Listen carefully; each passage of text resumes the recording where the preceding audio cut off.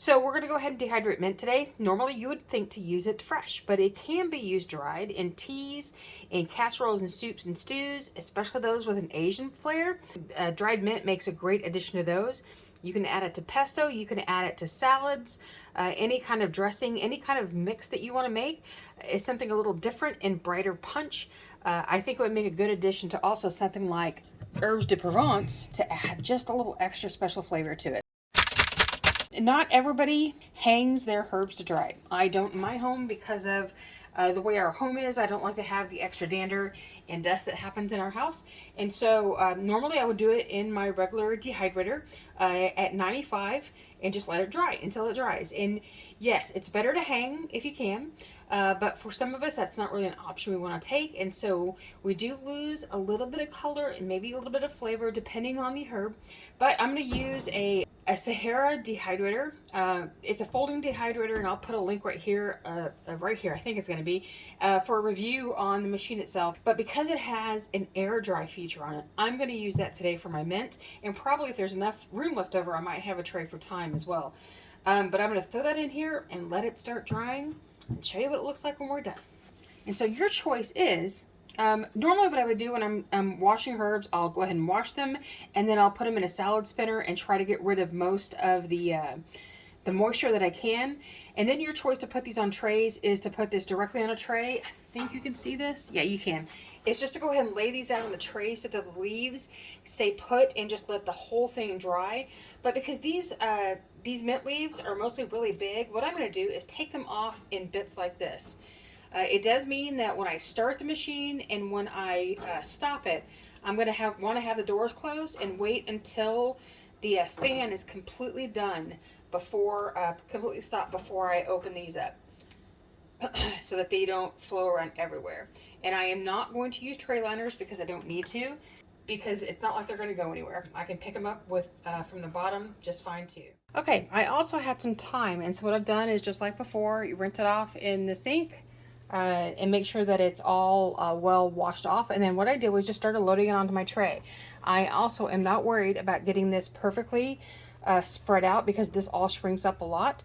So I'm going to let this sit just like this on the stem because they're such small leaves that they will blow everywhere if I take them off the stems first. And I've gone ahead to use a mat on this particular tray because I want to make sure that I catch all the leaves just here and not let them get down into the mint. Not because, mixing a little thyme and mint is a problem. I would just rather keep all the thyme together and all the mint together. So here's the thyme.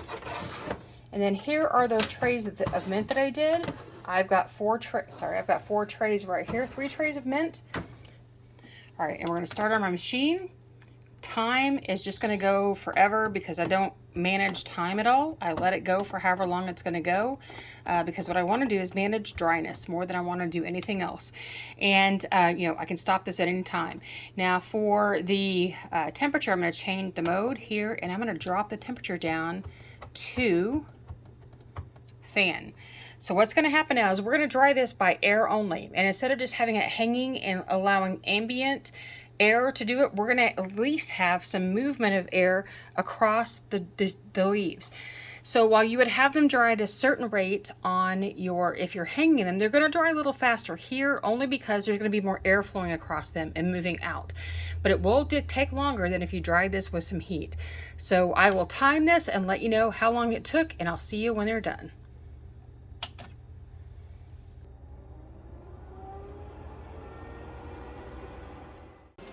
Okay, our herbs have actually had about 60 hours to dry. I set them to dry, and you notice that the thyme hadn't gone, and then I needed to go out of town yesterday, so I just let them go. And when I got home last night, it was too late, it was too tired. I knew they'd be fine, so I just let them go till morning. So I wanted to let you see what's happened in that time. So these have only been air dried. They have not had any heat given to them at all. So our mint is crispy. There's no need to cool it because they're cool. This is what it's like. This is how it crumbles. It's ready to go. Okay. Then we have thyme, which also the last time we looked at it was still pliable. It was still the stems were still plump, and these are now dry to just be stripped and used to store. So as I start working with each of these trays, I am just going to pour off the mint onto a fruit leather sheet, because that way I can manipulate them a little better with what I want to do. Some of these I need to pull a little extra of the stem off because I don't want to keep it, and I can just work on these and then pour them into my jar when I'm done. So in order to store this, what I can do is I can go through here and just pick some of these off to make sure they're completely off the stem, because I didn't get them all destemmed well. The stems also still hold some flavor. I just don't necessarily want larger stems in here. So I'll just go through here and just make sure that nothing has a large stem that I care about. Those are all good. Because for the most part, this is going to be used in tea for me. But the cool thing is that you can put mint into anything that you're cooking and you don't have to use an extract. So let's say that you wanted to make some shortbread cookies and you'd like to just twist the flavor a little bit and add some mint to it. You just crush up some of your dried mint and put it in with your recipe.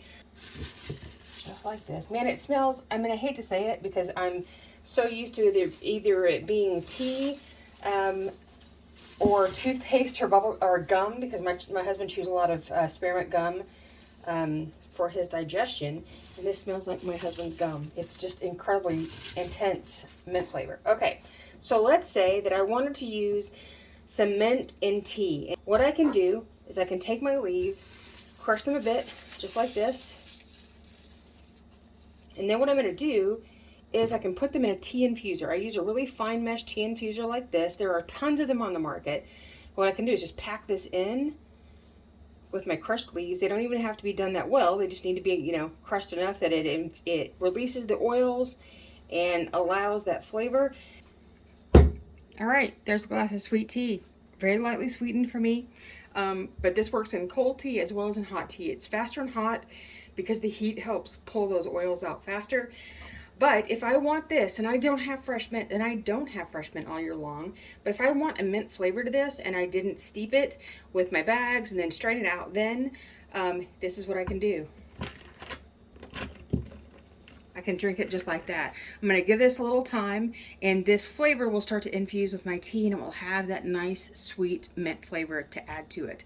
So in order to store this, I'm going to just put it into my jar with an airtight container and a lid I'm reusing. I need to wipe that off so I can put the right information on it. That's all you have to do. Man, that tastes so good. I forgot what mint tea tastes like. I haven't had it in a while. Okay, so for my thyme, this is the last of my thyme plant that I had out in the garden until we lost all of our garden this year. So I'm almost out, and I was sad to see that when I was using this for a recipe earlier, when I did the mushroom powder, and I created a mushroom umami blend, which you can see right up here in the iCards. I'll link to it there. I saw that and I thought, oh my gosh, I'm almost out of time. So I went and bought some fresh thyme just to be able to have some in case I ran out until I could get growing again or I could find it. So this is even brand new. I haven't even opened this yet, okay? This is what comes from your store. That's ground thyme, completely ground up. But you can see this is thyme taken from my garden only about 2 months ago, maybe 3. Sorry, keep that in frame. There's the difference, okay? This still tastes like thyme, but not a lot like thyme. This is the aromas, it's coming out, it's right there, which is why when you store your herbs, it's best never to store them completely ground like this, because it will last longer. The more whole you keep the leaf, the longer your herbs will last, okay? So what I do is I store like this, and then as I need it, I will grind it, or I will grind a small amount enough to go into this. And even then, I'm not completely, you know, I don't have it crushed. I just have it broken down. And even when I put these leaves in, they're not going to go in even more crushed than that. They're going to go in whole. So that's the difference in store-bought and in fresh, or mostly fresh, dried herbs. So I just wanted you to see that's really the difference that you're getting. Okay, for the thyme, this is all I'm going to do. I'm going to take each of my sprigs and just gently strip the leaves off the sprigs. You will come up with some of these will break and you'll have a little extra there. You'll have a little bit of extra of the stems show up, and that's okay because you can clean it out. when you're using these, or you can do, you know, it's not a big deal. So I just gently strip them off and I tuck those away because they can be used to put into a stew or soup if you want, in a little bundle, and they still add some flavor, just the stems. Or you can just go ahead and recompost those if you want, or recompost, you can go ahead and compost those if you want. But you can see I'm just going to sit here and just build a little pile of thyme leaves. You can strip it either way. I tend to strip with the stem instead of against it to not break these more dainty stems that I don't necessarily want. And it may take me a couple of extra times just to kind of go through it.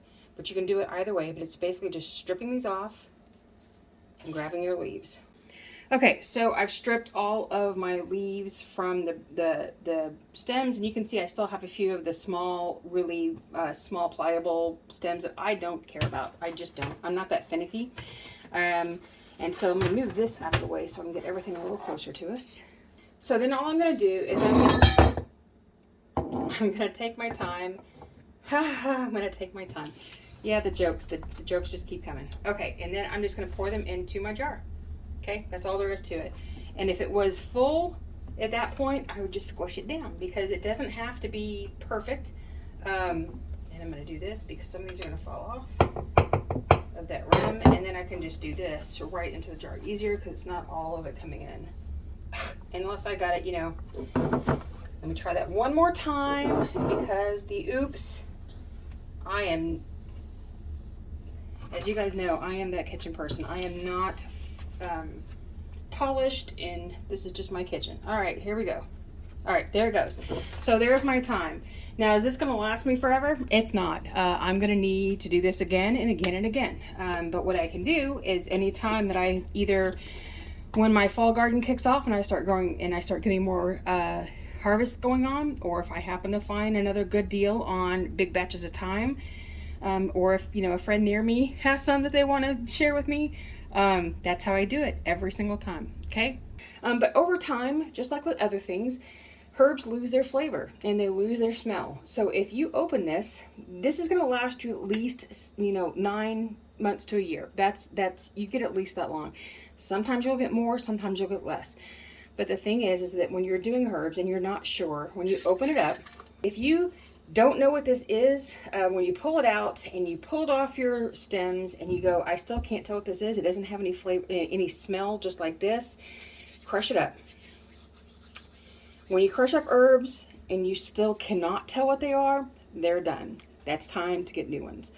Because if the essential oils still aren't there to create those smells, your herbs are done and you need to go ahead and do it. That's how you do the herbs that you buy from the store, your spices. If you cannot tell what they are when you've crushed them up, they're finished. Now, if you can still get a little bit, but it's not strong, you can use more. You can double or triple what the recipe calls for, because those amounts aren't for the quality of, they aren't for the science of the recipe, they're for the quality of the recipe. So if you need to use more, then use more.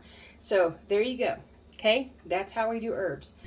So there you go. If you'd like to see more videos on how to dehydrate herbs, there you go. There's a general dehydrating list there. And I hope you have a great day. See you next time.